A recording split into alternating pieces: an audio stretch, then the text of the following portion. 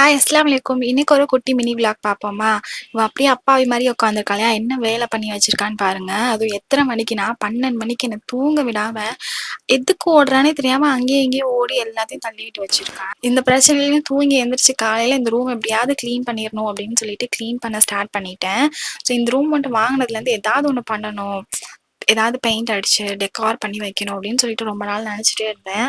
அது பண்ணவே இல்லை. ஸ்டோர் ரூம் மாதிரி அதை போட்டு வச்சுருந்தோம். ஸோ அதை இன்னைக்கு நம்ம வந்து க்ளீன் பண்ணுவோம் அப்படின்னு சொல்லிட்டு க்ளீன் பண்ணி அந்த பீரோ கீரோ எல்லாத்தையும் நவுத்தி தண்ணிலாம் போட்டு அலசி விட்டு நல்லா க்ளீன் பண்ணிட்டேன். ஸோ ஒரு வால் மட்டும் வச்சு அதில் பெயிண்ட் பண்ணலாம் அப்படின்னு சொல்லிட்டு இருக்கேன். இந்த செக்குடு பெயிண்ட் வந்து 2024 வந்து பண்ணியிருந்தேன். ஸோ இதே மாதிரி பண்ணலாமா அப்படின்னு எனக்கு தெரில. நீங்கள் கமெண்ட்ஸில் சொல்லுங்கள். நான் ஒரு 3 ஐடியாஸ் வச்சுருக்கேன். செக்குடு மாதிரி பண்ணணும்னு ஆசையாக இருக்குது. ஆனால் வேறு எதுவும் பார்க்கலாம் அப்படின்னும் தோணுது. ஸோ இந்த வாலில் தான் வந்துட்டு பெயிண்ட் அடிக்க போகிறேன். ஸோ உங்களுக்கு ஏதாவது ஐடியாஸ் இருந்துச்சுன்னா கமெண்ட்ஸில் சொல்லுங்கள். அண்ட் என்னோட 3 ஐடியாஸும் நான் கொடுக்குறேன்.